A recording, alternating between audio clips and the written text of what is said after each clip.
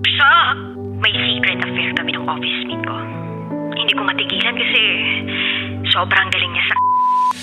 Raqi's Secret Files. Secret Files. It's the kind of bleep you never knew existed. Kunwari inosente, pero boy naman pala. Raqi's Secret Files. Secret Files.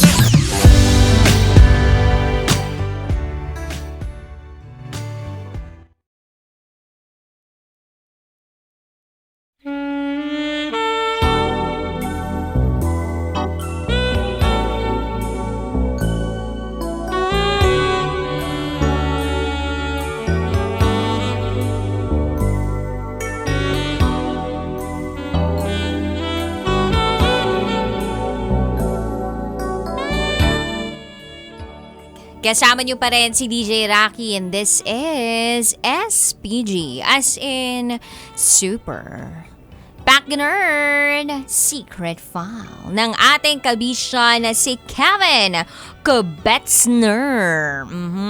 Dahil mahilig siguro siya talagang magpasabog sa loob ng kubeta. Si Kevin na pinigilan ng pagputok ng bomba sa gitna ng kalsada at buti na lang nakaabot siya sa mall para doon magpasabog sa banyo. At nang makarating na nga siya sa kanyang paroroonan ang event na iyon, masayang masaya siya kahit na merong naamoy ang kanyang mga kasama na kakaiba. Amoy ebak! Pero ang rule talaga dyan, walang aamin.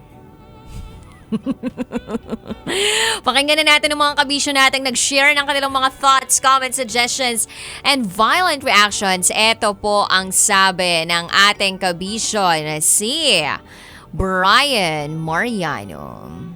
Ang masasabi ko lang, sa SF ngayon, normal yang maabutan ka ng pagpapajerbak.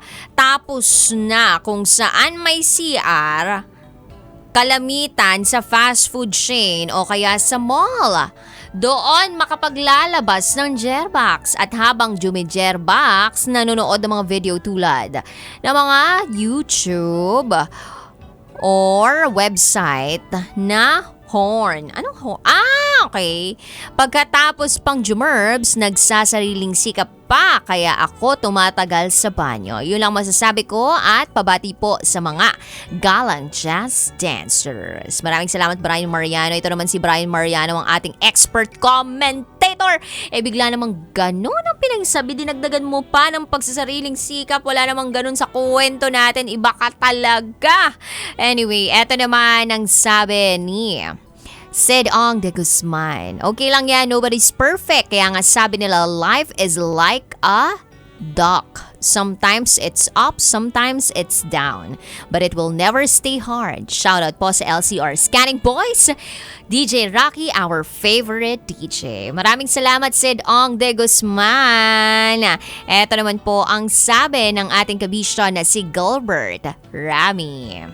Nakakatuwa naman. Shot po dito. Shout out. Di shot. Naman.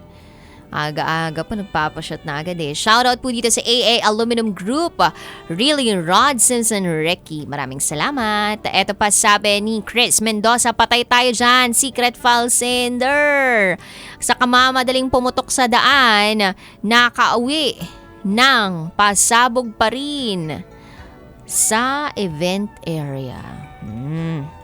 Kasi ngayon yung parang may bato-bato pa sa wetpacks, no?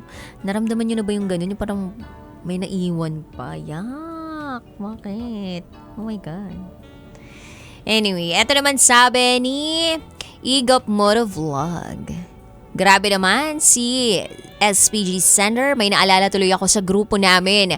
Yung tipong kakapasok lang ng booking sa account niya. Tapos nung paalis na, dejerbs daw siya. Ayun, umuwi doon, naglabas ng sama ng loob. And by the way, pa-shoutout po sa Yes Engine Old Balara and TNVR The Boss Grab Cars and Solid Independent Riders Group Capitolio Chapter na naka-grab on sa kakalsadahan.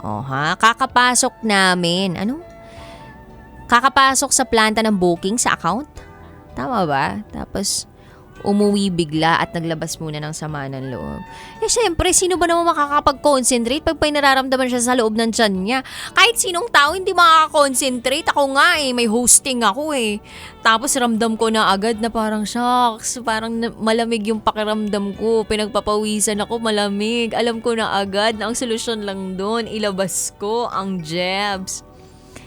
Pero may hosting. So, buti na lang kamo medyo late nagsimula yung event. Nagkaroon pa ako ng oras. Kaya ayun. Di mas masayang gumalaw, masayang kumilos pag ganun. Hi po kay Glenn Flor, Darwin Russell, na hindi raw nag-iisang ating sender. Yun ang kanyang sabi, maski ako. Nangyari na rin sa akin yan. Yung tipong may nagaganap na rebellion sa tiyan ko, pero ikaw, papunta na sa dapat mong puntahan.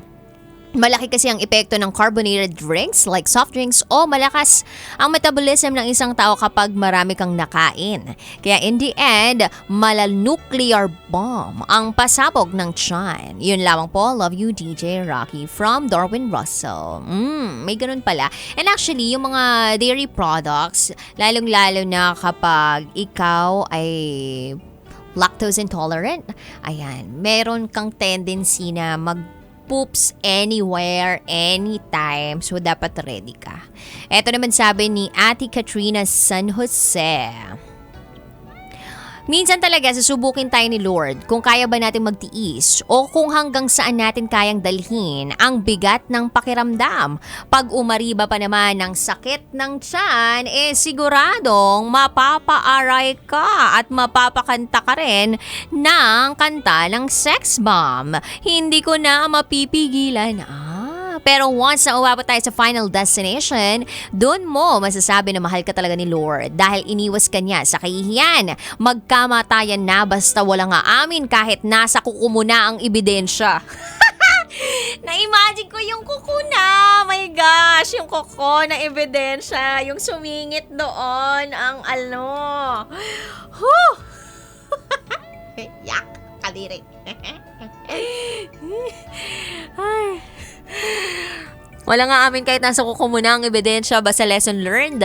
Jurbox muna bago ang ganap na pupuntahan para iwas sa mabahong usapan. Blessing din yan kasi kung wala kang batong Jurbox. Ayan, walang SPG ngayon. Thank you. Hi kay Robert Tirajo. Tawang-tawa ko sa SPG. Buti na lang nagana yung spray dahil kung hindi, problema yan. Ako kasi nagbabawas talaga ako pag aalis so may pupuntahan. Kung alam mo nang mangangamoy pa rin yung CR, sprayan mo, mag-disinfectant spray para matanggal ang amoy kung meron pa doon. Ayan, yun lamang po. Hi din kay Renz Briones. Ayan, thank you so much. Ang dami pa pong nagko-comment sa ating SPG secret file ngayon. Ang daming natawa doon sa kuko na ebidensya. Mahirap kasi yun, lalong-lalo na kapag sobrang haba naman ng kuko mo. Tapos, ang kailangan mong gawin ay gumamit ng bidet at i-wash-wash kung ano man yung nandoon sa wet packs, right? Pero ang mahalaga talaga dito, kabisyo, kahit saan ka pumunta, dapat dala-dala mo ang iyong emergency kit. At etong emergency kit na to ay naglalaman dapat ng alcohol, unang-una, tissue, wet tissue, tsaka dry tissue meron. Sabon na hindi lang pang mukha, pang puwet din. Baka mamaya kasi kung anong pinagsasabon mo sa mukha mo, yun din yung pinagsasabon mo sa wet packs mo. Kaya tingnan mo tuloy yung mukha mo, mukha ng wet packs. Saka wag po kayong papalin lang kapag pumunta po kayo sa banyo na may banyo. Baka isipin nyo pong maigi kung saan kaya to ginagamit. Ayan, pag yung sabon malapit sa inidoro o kaya parang medyo nakalugar siya kung saan nandun yung inidoro, malamang pang wet packs yun, okay? Pero kapag nakita nyo po na yung sabon medyo inaalagaan, naka-confine, ayan, merong soap dish, yan. Isa lang ibig sabihin nun, baka yun yung pangmukha o pangkatawan. Pero wag nyo pong gagawin na yung kung ano yung pangmukha nyo, yun din yung pang wet packs nyo. Ang magiging resulta po nun, kung ano man po yung digidig na lumalabas sa mukha ninyo, galing po yun na dumi sa wet packs nyo. Huwag niyo pong gawing 2-in-1 yung sabon. Hindi po panglahatan yan. Yak! Charot, darot. So, anyway, ayun, sabon na pang wet packs, okay? Tapos aside doon, kailangan meron din po kayong anong tawag doon? Yung parang protector. Toilet protector. Ewan ko kung meron po kayong ganun, pero kasi yung iba ang ginagawa, tumutungtong eh. So parang frog style yung dating. Ay, taray, frog style. Kung may dog, edi may frog. Diba? Kung may dog, edi may frog. At yung dog, ginagamit yun sa... Oh, hindi ko alam yun. Yung frog style, alam ko kung saan ginagamit yun. Kapag jumijebs. Oh, diba? Kasi para maging Spider-Man yung datingan mo doon. Oh, ganon. Spider-Man, para sa frog, basta ganon. Tapos yung tipong hindi dumidikit yung wet packs mo doon sa mismong inidoro. Kaya, safe na safe ka sa bacteria. Yan. So, yun yung mga essentials na dapat dala-dala mo every time na lumalabas ka ng bahay ninyo. So, meron kang ganung dala-dala. Kahit bumigat pa yung bag mo, okay lang kaysa naman sa mapahiya ka, diba? In case of emergency, dapat dala-dala mo yun. And isa pa sa mga dapat mo na i-check bago ka talaga maglabas ng sama ng loob o magpasabog sa loob ng toilet, dapat may flush. Check mo muna kasi marami na pong nabiktima sa ganyan. Yung akala nila lulubog, yung pala biglang, ay... permanent resident na siya doon. Ayaw talagang lumubog. Ganyan. Tapos so mangyayari doon, ano na lang, dasal na lang talaga na walang makakita na mukha mo, diba? Pagkatapos mong gumamit ng banyo. Kaya lang, nakakaiya. And you have to be responsible doon sa mga ginawa mong aksyon at desisyon sa buhay mo. So pag ganun, kailangan talaga isarado mo na lang yung buong CR, diba? Tapos tsaka ka muna mag-igib-igib, ganyan. Sana may tabo, ganun. Tapos sana merong balde kahit papano para yun na lang yung pang flush mo. So, mahirap pag walang tubig. So, just make sure na meron pong tubig bago ka uupo sa trono. Ayan. So, yun talaga yung golden rule dyan. At ang pinaka magandang gawin, best solution for this para hindi ka magkalat, sa loob ng bahay. Bago umalis, may lakad, magdeposito muna sa bahay. Tsaka, mag-pinpoint ka ng mga areas mo rin kapag lumalabas ka, kung saan ka pinaka nagagandahan na CR, pinaka-komportable, hindi ka mahihiya. Kasi may iba, nahihiya pa, kahit na jebs na parang hiyang-hiya, ganon. So, mahalaga na aware ka about these things. Kasi we're just human beings na kinakailangan talaga na may ilabas. Kasi may pinapasok tayo eh. So, dapat nilalabas din natin siya. So, magiging toxin siya sa katawan natin pag tayo'y hindi makapaglabas nung ipinasok natin. Huh? Ano yun?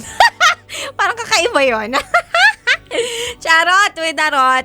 Anyway, kabisyo, sumapit ay oras para ako'y mag-BRB as in bathroom break. You're still with me, DJ Raqi, and you are listening here sa station number 1, 90.7 Law Radio. Kailangan pa bang i-memorize yan? Basic. If you want to share secrets, send it to me, rakitera@gmail.com. This is me, your Basa Princess. Sa kailangan pa bang i-memorize yan? Basic. This is SPG as in Super Packiner Secret File. Kailangan pa bang i-memorize yan? Love Radio Basic!